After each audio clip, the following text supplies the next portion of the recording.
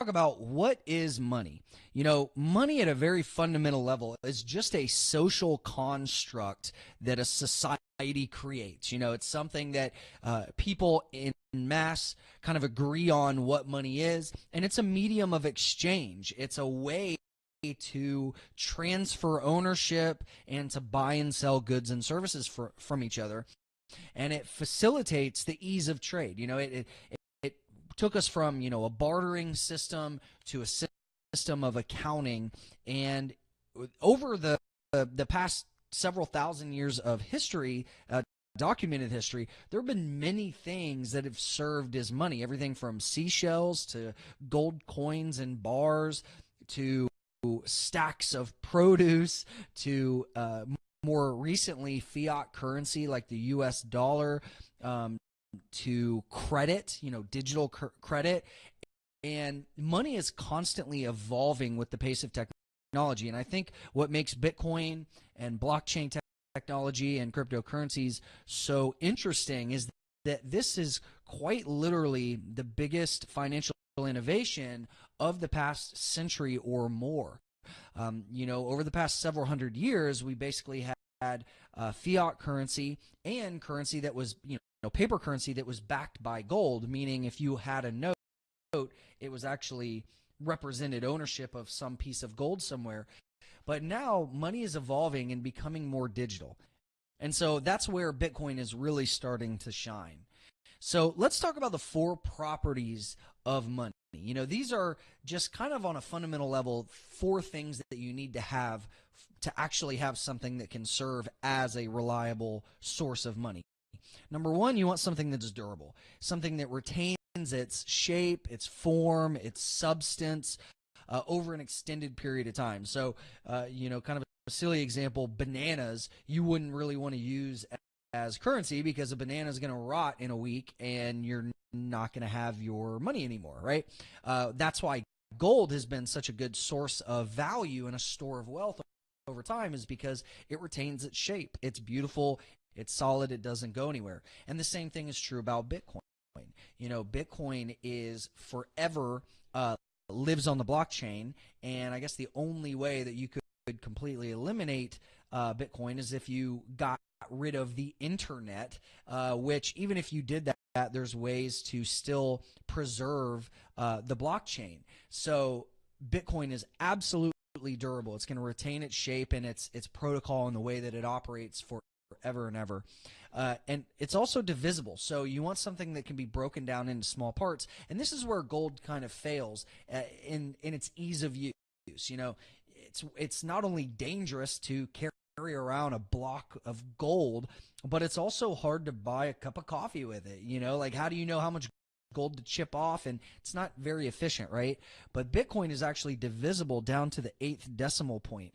So it's basically infinitely divisible to a certain degree. Transportable, you want money that can be easily moved from one location to another.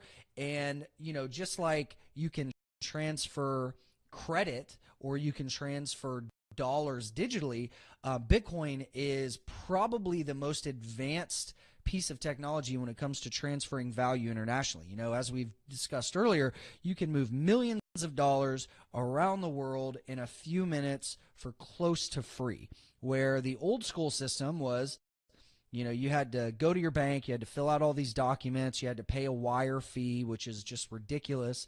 You have to pay for permission to send your own money somewhere, and then it can take days to clear, or weeks if you're sending money internationally. And if you've ever purchased a home or moved a large chunk of money, now with government intervention, they're making it even more of a pain to move your own money. So the fact that Bitcoin is so easily transportable is a huge benefit.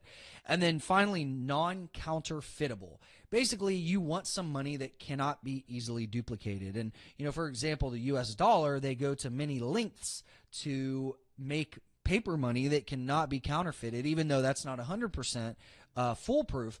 With Bitcoin, this is where Bitcoin really shines. There were prior examples of digital currencies dating back to the 80s, but Bitcoin is the first one that solved the problem of what we call double spend, meaning you couldn't spend the same Bitcoin twice. It's not counterfeitable.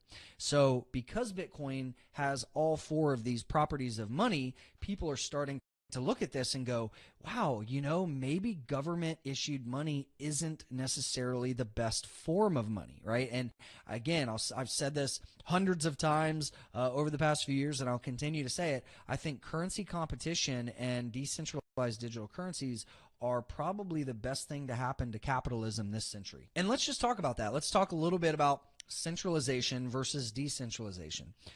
Centralization, whenever we talk about it in the context of money and government and power, it's basically a top-down pyramid structure of power. You have the select few at the top that have the most power, and then at the bottom you have the masses that have very little to no power.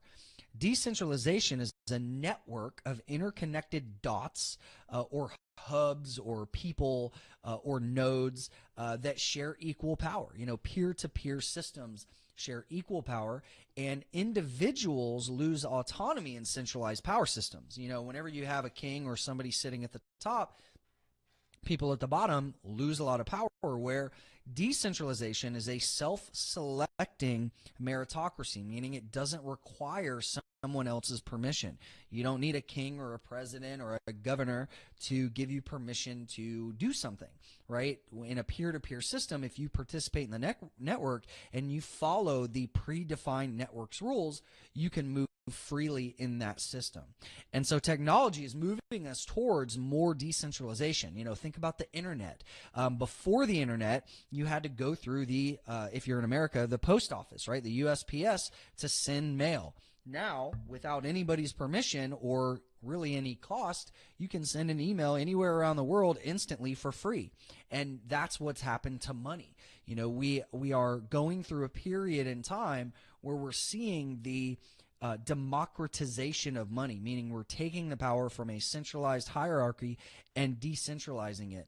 Even the media, where people used to have massive budgets and just a lot of talent and permission to have a radio show. Now you have tens of thousands of podcasts, and TV shows have now morphed from very expensive kind of good old boy networks to YouTube. Anybody can have a channel, right? So decentralization is just another powerful tool, and that's one of the many reasons that Bitcoin has so much value. So if you are not familiar with this term, fiat currency really refers to any currency that is backed by the faith that you have in a government on a very essential level. Now, look, money is kind of like religion in some sense, that people will argue tooth and nail what real money is, and some people have very strong beliefs that money is only government issued money, or some people are gold bugs and they say only gold is money.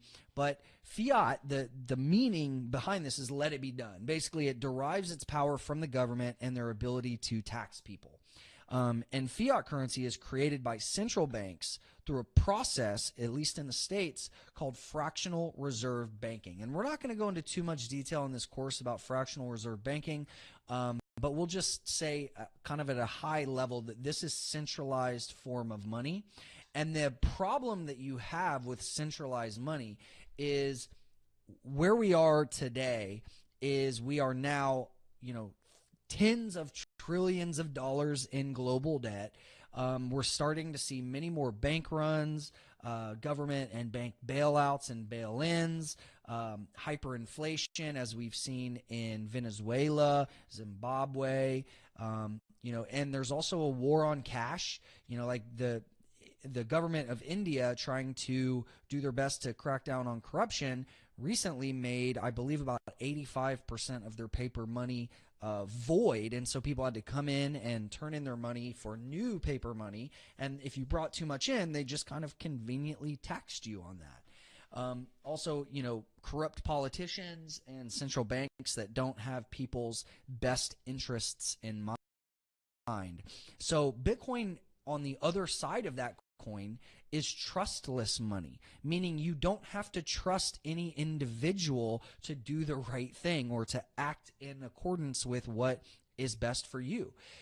Money governed by a predetermined social contract and regulated by math instead of politics. That's really what Bitcoin is about. It's a math-based, fully transparent protocol. So, the supply cap, meaning how many bitcoins are ever going to be mined, was issued at its inception in 2009, right? So exactly how much bitcoin is going to be coming out over time, where here in the States we've really been kind of taken by surprise at the speed in which the government has printed money.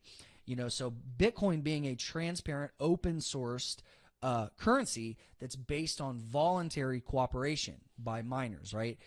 The reason why Bitcoin works is because people look at it and they go, you know what, we trust this. We can audit the code, we can look at how it works, and it makes sense. That's why it has its value. Not because you had some king or president or central banker that stamped his or her approval on it. It's because people look at it and they say, yes, we as a people understand and we basically agree that this has money because it has the properties of money. We can use it easily and freely. And oh my goodness, wouldn't you know it, it's actually better than fiat currency in a lot of cases. And the nice thing is there's checks and balances between miners, nodes, and developers. This is something that is quite literally democratizing money and giving the power back to the people. It's really incredible. And individuals are incentivized to follow the rules. People inherently act in their own best interest, and in the Bitcoin protocol, it's in your own best interest to support the network. So that's what people do. And Bitcoin is just a great example of a successful autonomous free market, meaning a market that doesn't need permission from the government to do something. So just kind of some final advantages of Bitcoin. One of the biggest ones is you maintain 100% control of your money. There's no downtime. There's no spending limits or arbitrary restrictions or forms or fees that you have to pay. It is borderless, permissionless money, meaning you can send money cross imaginary government borders without permission. And it's also acting as a store of value. Like gold has been a store of value for thousands and thousands of years. People are starting to look at Bitcoin and go, you know what, even though this is just digital, this could actually act as not only as a currency and a medium of exchange to buy and sell stuff, but you could actually store your wealth in it. Now, Bitcoin's price has been very, very volatile, but it's also been one of the best performing investments over the past several years in the world. And so it's also a non-correlated asset, meaning it's a completely new asset class. And you can use this as a hedge in a diversified portfolio. You can use it as a hedge against inflation. You could use it as a hedge against overtaxation, right? So because of these things, people are just really starting to see a lot of value in Bitcoin.